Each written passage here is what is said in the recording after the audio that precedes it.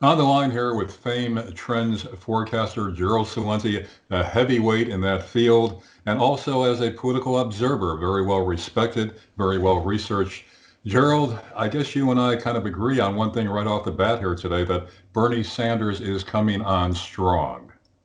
Yes, he is. And in our last Trends Journal, we have a monthly, I believed it was going to be Beto O'Rourke. But Mhm. we backtracked on Beto because the big issues of the upcoming 2020 presidential reality show are going to be healthcare, the economy, and borders. And Those are going to be the three big issues that we see.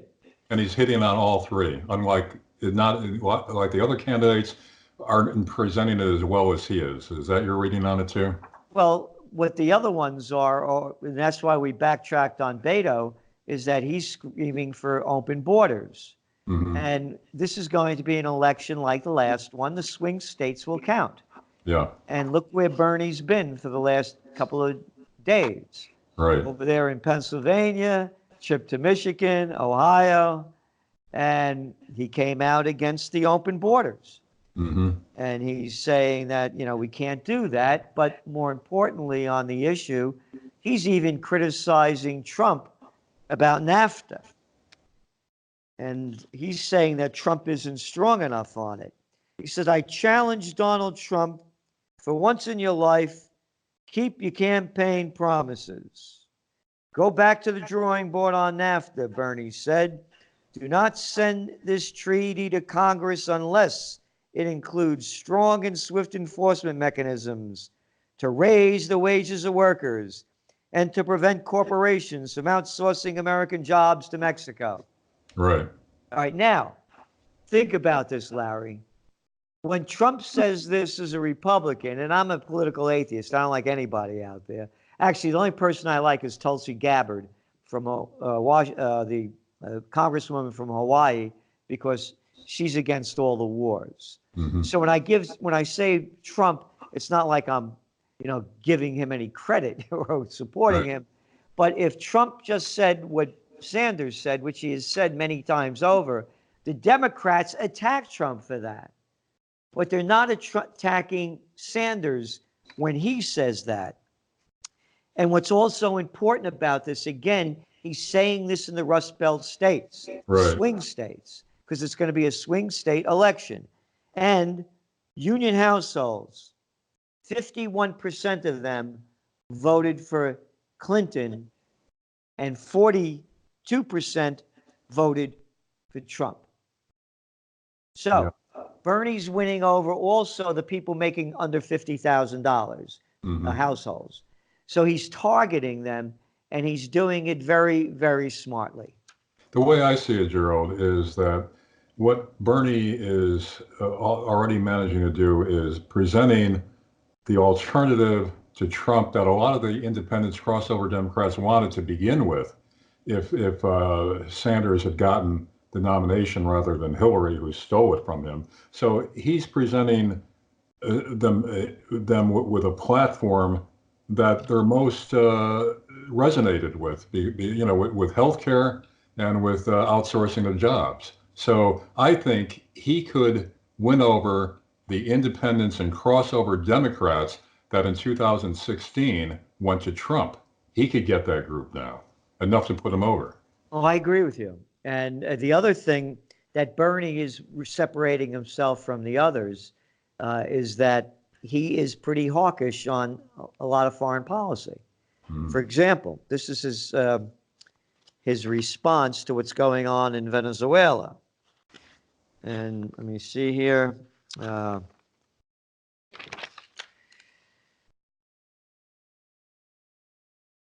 Perhaps even more, Sanders, he expressed worry at what he calls the rise in the new authoritarian axis, actually echoing Bush's axis of evil line.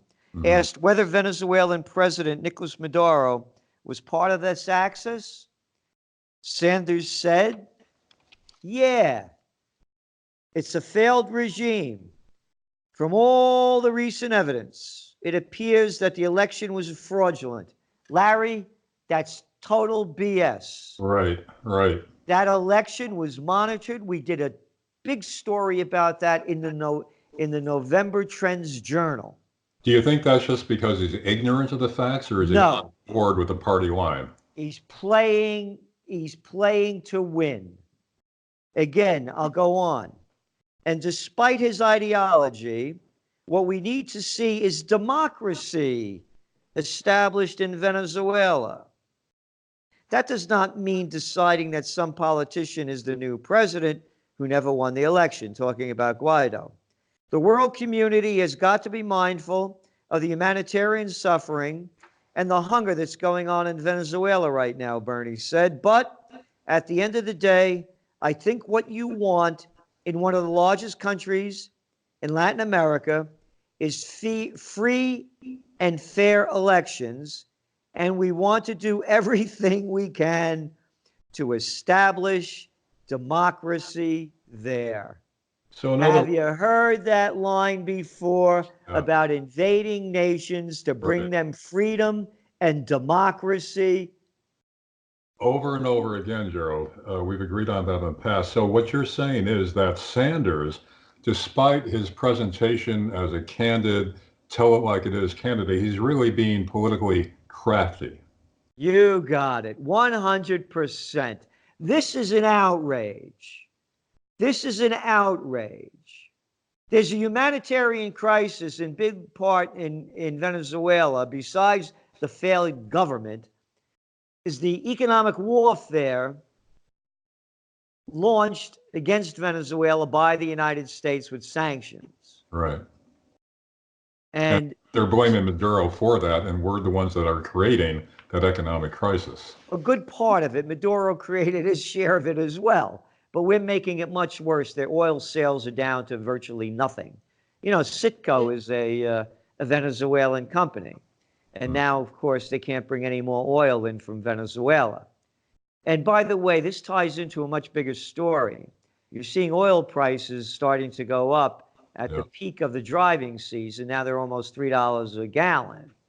And this is in part because of what's going on in Venezuela and also the wonderful war brought to us by the Nobel Peace of Crap Prize winner, Barack Obama, who the world, America just loves and adores, yeah, starting that war for no reason at all and destroying Libya. And now it's in a civil war, a bloody civil war. This right. past week, over 200 people died. Hundreds of thousands are leaving Tripoli.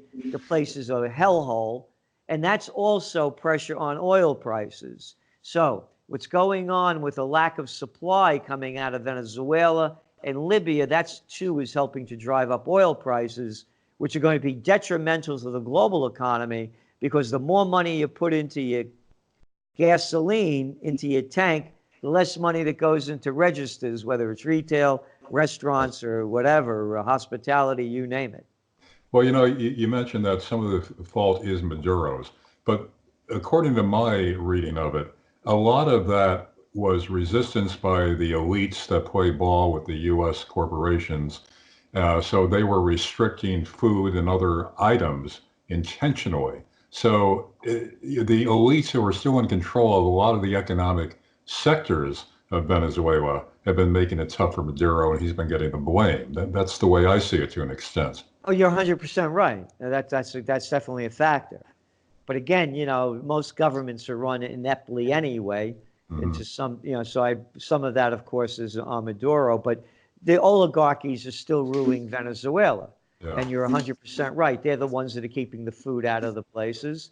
And they're the ones that are making it more and more difficult. And they control a large part of the media as well, just right. like in the USSA. Yeah. Elliot Abrams is making his appearance on the scene once again after Iran-Contra. He's back in Central and South America now, putting the screws to Venezuela. What's your thoughts on that? Well, again, we wrote about this in detail in the Trends Journal, and again, he's a criminal, a war criminal. They supported those violent gangs over there that slaughtered many people in Central America, and they're now he's the Venezuelan expert, now our mouthpiece down there. So isn't it wonderful? Trump was going to drained the swamp, and he brought in one of the low-life swamp creatures that you can't find anywhere else, along with Pompeo and Bolton. So Getting getting back to Bernie Sanders, if he gets the nomination and if he becomes president, how much of an improvement in what we're concerned about do you see happening under his administration? I would think it'd be better than what we have now. And again, I'm no Bernie fan, but I think there would be some things that would be much better, considering some of his statements. He waffles too much for me. He plays the card when it needs to be played, and rarely sticks with it. But I think anything is better than what the established two parties that we've had.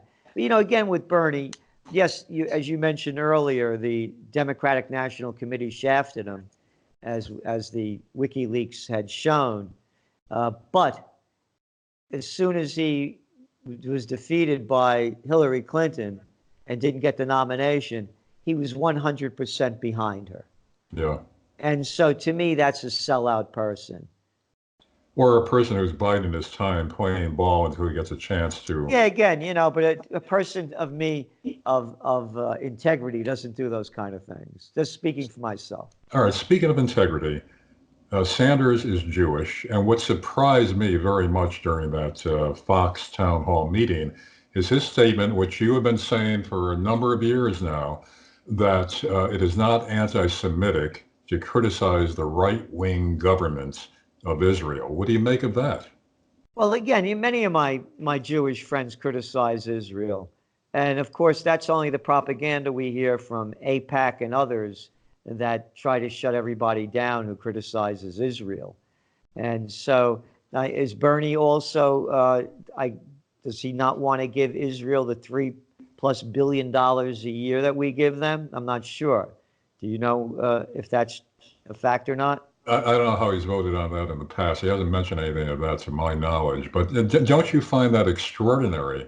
I find it not really, because you're coming out, with that. not really, because you even heard now Beto O'Rourke come out and call Netanyahu, who just won the election again, the prime minister, a racist. Right. So I think they only attack the people that, they used to attack everybody, but that attack's really lessened as the Israeli government has become more and more right-wing in so many different ways. And so again, when you have a guy like Beto O'Rourke, and I also make the point that Netanyahu and Menachem Begin and Golda Meir and all the Israeli prime ministers, they're not Semites. They're Ashkenazi Jews from Eastern Europe. The Semites from the Mesopotamia region. So you're not calling, they're not Semites. And Zionism, they just invented that a little over 100 years ago, So that has nothing to do with being an anti-Semite, by being against Zionism. But, well, the comparison I make is, if during the Second World War, we're both Italian American, if during the Second World War somebody criticized Mussolini, would that make them automatically generally against Italians? Or if they criticize Hitler, would that make that person automatically anti-German in general? It's a ridiculous logic there that they're applying, that they're trying to fool the public with. That's a good one. I'll have to remember that. Yeah, no, I agree 100%. Yeah, well, but again, considering the continued impact and persuasive powers and financial support that AIPAC distributes to the politicians that they want to see in office, or withholds from the politicians they don't want to see reelected, I still find that quite an incredible statement from a guy who could be getting the Democratic nomination for president. Yeah, well, again, as I mentioned, we're hearing Beto O'Rourke and others starting to come out against it. And a number of people running for office in the Democratic side didn't go to the AIPAC meeting either. No. So I think this is the trend that's moving in that direction, where it's easier to say, and particularly coming from someone that's Jewish, because you can't call them an anti-Semite. So it's easier for him. Then again, every one of my friends, and I have a lot of Jewish friends. As a matter of fact, we host a show, Trend Vision 2020, a new podcast we do with Doug Grunther. he's Jewish. I mean, every one of my Jewish friends are opposed to what's going on in the No, Middle no, East. nice try, Gerald. But AIPAC would say that these are self-hating Jews. That's true. I forgot about that one. All right. Before we wrap up this segment, uh, if overall you're saying that if you think now that Bernie has a good chance of getting the nomination. If he Absolutely. gets the nomination, a good chance of becoming president. Yep. It's going to Okay. be, well, here we're going to, we're forecasting what will happen during that time. Remember that great Clinton line, their campaign line back in 1992. It's the economy, stupid. Right. And remember, this is going to be a swing state election. Pennsylvania, Wisconsin. Where I am, Pennsylvania, Scranton area. Yeah. Right. And Michigan, Ohio. Those are the states that they has to win. Now, the other issue, the economy, number one. Trump is going to do everything he can to boost this economy. Right. The United States is one of the few countries that could lower interest rates. We're forecasting that you're going to see a 30-year mortgage right now around 4.4, 4.5. You're going to see it below 3%. Mm. They're going to lower interest rates to boost the economy. Number two, on a Trump plus, we believe there'll be the end of the Afghan war and we'll have a peace treaty with North Korea.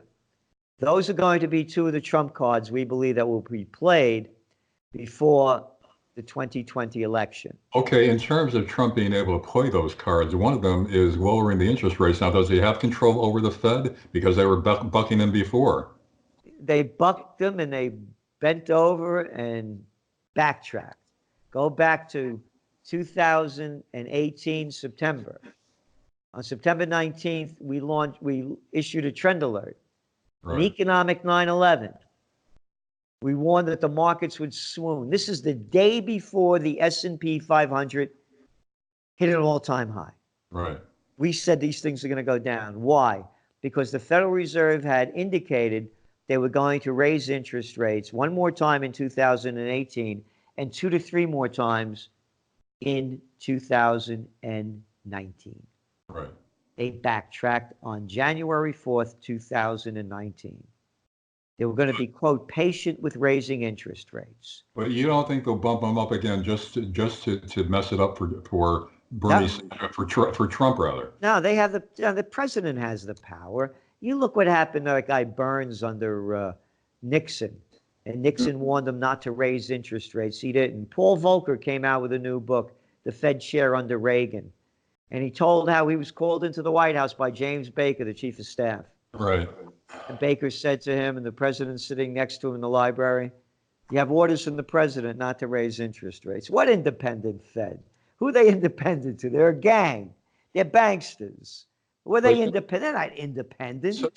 They're a bunch of crooks. So they're going to play the game. So what happened with the turnaround? Because they were bucking them initially. They were making them look bad, increasing the interest rates. It was making it tough for them. And now, what contributed to that sudden turnaround where they're dancing to Trump's tune? Well, two things. Well, first, the bigger one is the tune, and the Trump has power over them. The president has power, and it's all over the world, whether it's a central bank in India, the one in Turkey, you name it. And they're not independent. This is the kind of stuff they teach us in, high school. There's no, you don't get to that level of bureaucracy without bending over and sucking up. It's the way you rise to the top. You're not an independent person. And on the other factor is, you look at what happened to the equity markets when they were going to raise interest rates in 2018. We had the worst December in the Dow since the Great Depression. So, and then when Powell came out on January 4th, you know what he mentioned? Concern of the equity markets. Nothing to do with the economy. So the gangsters, the gamblers, they want more monetary methadone to keep their habit going. And that's all they are.